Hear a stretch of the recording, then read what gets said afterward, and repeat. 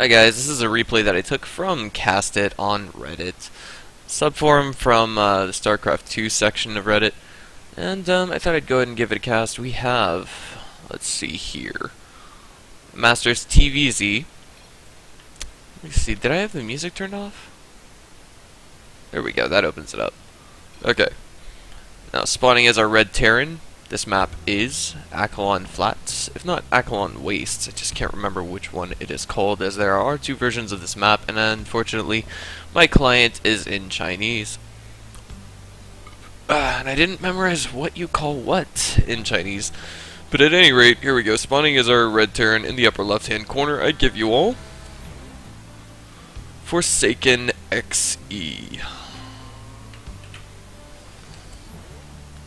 And in the lower right hand corner, spawning as our Zerg in the blue trunks. I will introduce him as Aocowns. Yes, I'm not sure if I said that correctly, but from now on I will call him Cowns. Now on this map I do want to stress that the natural is actually rather wide open. And back here by the mineral line, it's actually no exception either, so it's open to lots of harass. I would say even as far into the game as 8 or 9 minutes, Hellion drops, or excuse me, not Hellion drops, but Hellion run-bys can yield a good deal of harass. And this is actually rather interesting, the direction that we saw our drone going in. A little concerned about proxy play, nothing, I mean, it's nothing to be, what's the word I'm looking for, too careful about. But for our Terran player, looks like we have an early refinery going down. And this is interesting placement for our barracks. Look at this. This is something that I think, you know, I wouldn't be surprised to see this on the Korean ladder, but unfortunately, at this level of play, with a Masters player playing against a Masters player, we would typically see barcodes. Then again, I wouldn't be surprised to see it. This is on the Korean server or not, but here we go. The drone is all but oblivious to this barracks. There it is. Cowns was able to finally spot it. We do have a Reaper in production, and it looks like we're going to have basically a kind of a stealthy follow-up, if you will. By stealthy, I mean we're going to have a third supply depot going down here inevitably, if not maybe a factory with a reactor or a tech lab, but I'm doubtful of the latter of the two. And Cowns knows this. He's like, okay, yeah, I can see that you're going to need both gases, so I'm going to go ahead and block this one. This will delay any 1-1-1 play, at least, or even some tech. This will actually prevent some tech from going down for Forsaken. So with that, I think maybe in reaction to that, we see ForsakeNXE going for a natural expo right now, while simultaneously using his Reaper to harass. Here we go. The Reaper arrives at the natural. There are 4 lings in production, but we don't have metabolic boost on the way just yet. We do have gas being harvested, and I don't think we're going to see metabolic boost for a while. So basically, these lings are forced into kind of defensive submission for the time being. As long as they are off creep, they will not be able to chase this Reaper and kill it. Fortunately, however, we do have queens coming in to take care of that. And I remember at the beginning of Heart of the Swarm, the meta was like, it seemed like a lot of players, a lot of Terrans were actually looking to use their Reapers to actually kill queens. You know, it's all about those combat drugs. It was a new aesthetic that nobody was really used to, and here we go. We have the Reapers coming back here, kind of kiting the queen. Yes, it's already in yellow HP, so if they can do this maybe 2 more times, they will be good to go. Maybe get a kill out of it. I think 2 Reapers would be more than worth it when it comes to, you know, it would be more than a worthy exchange to get rid of a queen. Really sets the Zerg player back just a little bit when they lose their unexpected queen. And now we have a total of basically 8 defensive lings here. We do have metabolic boost on the way, and with that, Cowns went ahead and took his drones off of gas. Here we go. Reaper coming back in, not really stopping to harass, but I think this one is going to go into the main, maybe get a drone kill if it's lucky. Yes, yes, yes, he's going through, and it looks like we actually had Cowns with an ample opportunity to actually get us around on that Reaper and stop it from moving. It is in red HP, and the Sacrificial Overlord goes in without getting sacrificed. But there is a Marine being made at this barracks, getting ready to kill the Overlord. But wow, this is quite the timely third. This is actually the new meta. There's a guide on TeamLiquid.net on all things of how to play Zerg. And one of them is basically if you see that your opponent is going with a gas opener, you basically want to get metabolic boost and then go straight for your third at around the 6-minute 30 mark. So yeah, this is actually a pretty timely play by both players. Aocowns being no exception either. And with that, he's tacking on more gas. Yes. He's getting ready for the late game. Alright, and it looks like he's getting ready to... I don't know, somehow he's kind of reading that he needs to go roaches. Interesting, given that we actually have a double engineering bay going down right here, and he can actually see one of them. But we do have 2 Reapers, accompanied by 4 Hellions, trying to do some damage at the third, maybe force it into a cancel.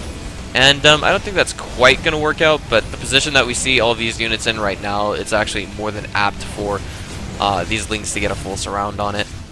Yes, and that looks like it's exactly what's going to happen. But the positioning of these Hellions, like right now, Aocowns just knew it wasn't going to work out. He's like, oh, FFS. Yeah, I don't think I need to iterate what that means, guys, but...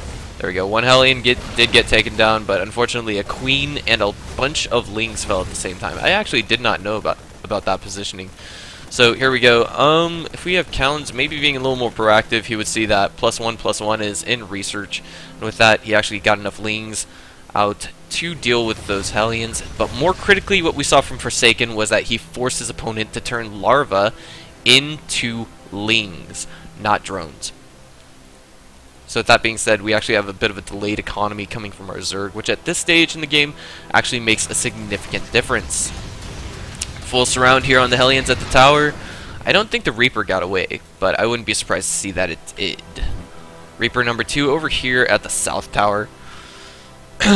And creep being spread like a madman. He's like, okay, well, I'm going to need vision on the map to know what's happening here. Sacrificial Overlord coming back in, and he sees that... I think he got a good read into the fact that this could be bio. Yes. Yes. He sees the engineering bay. He also sees the barracks. So it's basically a given that his opponent's going to be using heavy bio play. He got the Roach Warren just in case. I mean, it's not a bad idea. In case he has to use it later. And behind this, we see that he's also going for his Spire, but he's also got another lair in production. I'm pretty sure this is a mistake because he's already got a lair at his main. Yeah. Interesting, right, guys? I don't know, small mistake, I think, but personally, I've heard players going for lairs at their natural because, excuse me, it gives their hatchery just a little more HP. Yes, you can see the difference between a hatchery at 1500 and a lair at 2000. And we did see that there was an armory in production for Forsaken, so that basically means I think we're going to see Hellbats accompanying his composition eventually. But of course it also paves the way for +2/+2. Now Hellbats, unupgraded, they are not... I don't know, they're still fairly effective versus Zerglings, but of course Banelings, you know, they get a buff versus anything light. And technically speaking, even though Hellbats have more HP than Hellions, they're still considered light units. So Zerglings perform fairly, or no, excuse me, Zerglings, but Banelings still, you know, they still get the job done.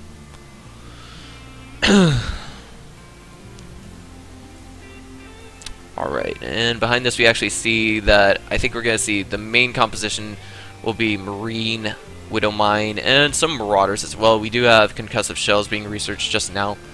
Both players macroing up and getting ready to move out. Forsaken actually just now throwing down his third, the fourth, getting ready to finish up for Aocowns.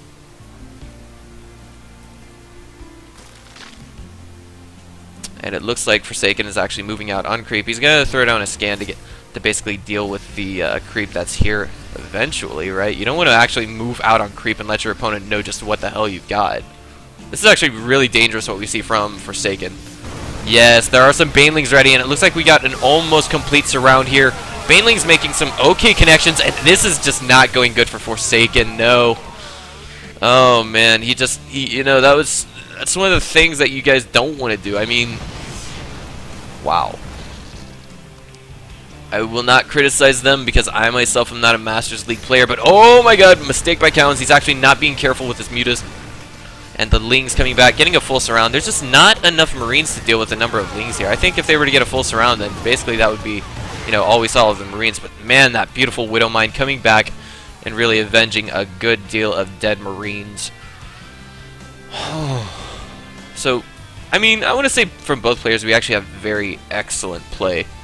170 supply to 135, that 170 being, of course, for Forsaken. But let's just check and see. Wow, 92 SCVs. No wonder. You don't want to have that many SCVs as Terran. That is my experience. So if we go to just army supply right now, let's go back to production. We actually see that, you know, Aocowns, he's not too far behind in the army count. That's really what's going to matter here in the near future. And basically, Zerg, you know, Zerg players, they can remax on Lings very easily. Alright. And it looks like we have Forsaken taking out more and more and more creep tumors. But of course, let's look at his remax. It's just absolutely absurd how quickly he's making everything. He's killing a lot of free Banelings too. And it looks like, I think if we see these guys go toe-to-toe right now, we're going to see Aocowns basically prevail slightly over this, and this is just, wow, I can't believe what I'm seeing here. You know, Forsaken, he's just absolutely so far ahead, but he doesn't quite know it yet. I'm a little curious to see what server this was played on, really.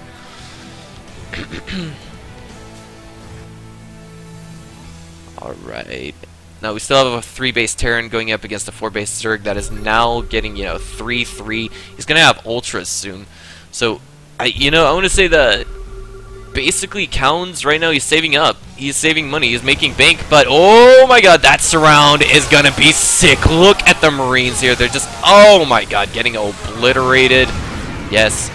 Ooh, but those Zerg, excuse me, those Terran Banelings, aka Widowmines, coming back to avenge the Marines that have fallen earlier. It's just, now I can see why he's gone so high in the Marine count, or excuse me, in the worker count, but like, this is just a little, I don't know, this is just a little absurd. This paves the way for him to make 106 army supply. That's about it.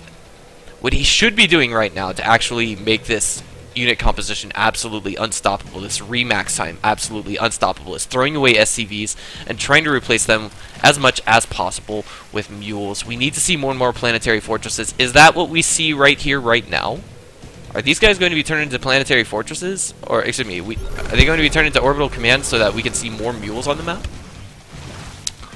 Let's wait and find out. We do have a planetary fortress right here, but of course the only problem to this play is, ooh, and we actually see that this upper right expansion looks like it's going to fall. Yes, this is the advantage to Aocowns' play. He's actually, or excuse me, to Forsaken's play. He's actually got basically kind of some unstoppable work coming around here. Meanwhile, he's throwing some mutas at this upper left pocket expo, and it looks like the Marines arrived just in time to save the missile turret. Yes, and we see Aocowns basically, he's kind of pushing back. It's a little desperate, but you know, I think it's not entirely uncalled for. There's this route is actually an excellent choice. There's only one Widowmine here. It's, oh my god. Oh! Yeah. Those Lings, if they run across that Widowmine, I don't know what's going to happen. I mean, god. The Overseer should be able to see it, but no, that's just not a worthy exchange right there. That was easily a dozen Lings for a single Widowmine. Aocowns going ahead and taking the lower left pocket. And there's a medevac drop coming around here with only 4 Marines in it, but of course this is just to pull his attention, not so much to kill his expo. Could get a gas if he's lucky. He says this game is silly. Can't really blame him for that statement. Ooh, it looks like some drones will fall if we just look at the worker count right now. 72, that many. And it looks like we have, you know, finally, I think maybe, if this isn't a misclick, then we see Forsaken basically looking to throw away a bunch of SCVs.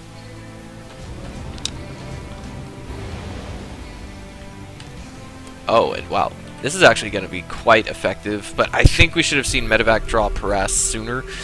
I know he has excellent Overlord spread, and when I say he, I am talking about Aocowns, but of course, You know, it really it does a lot when you can tax a Zerg's multitasking skills. Okay, and Count slowly getting a higher supply count. And of course, this composition, not composition, excuse me, these units in the middle are going to be taken down easily. Yes, now it looks like that's exactly what we see Forsaken doing, but he needs to turn these two planetary, excuse me, these two command centers into either orbital commands or defensively. Defensively, planetary fortresses would not be a bad idea. And oh my god, holy barracks, Batman. That is a lot. How many barracks do we have already? Wow, there's just so much to click here. There's 10 already over here, and these 6 or so that are going to finish, that's going to make it up to 16. So it just seems like right now we have Forsaken basically going with, you know, I want to call it, I don't know how to call it, like, I know in Zerg, and in the Zerg language we call it a Stefano-style Roach Max, but what the hell do I call this? A Mil 4GG Marine Max? Anywho, he's throwing away SCVs slowly but surely with this, and he's slowly phasing them out with mules. And ooh, the composition here is actually looking like, oh my god, Terran's getting raffle stomped, and now we have to see Counts actually take the initiative to push back. But unfortunately, it just looks like, you know, there's so much medevac drop harass, and there's an absurd amount of spine crawlers as well. It looks like those Marines are focusing down the hatch. They didn't get it. And this is going to be morphed into a defensive planetary fortress. Look at all the Widow Mines here. This is going to make like an unbreakable defense line. We have to see Counts basically push back now. Otherwise he's just, I don't think he's going to make it. That's just from Zerg's perspective, but at the same time, we see Forsaken, you know, he's cranking out a ridiculous amount of bio. He's going to be able to push this back without, you know, he's going to be able to push away with no trouble, really, at this. All he has to do is click on that hatchery, and it is gone.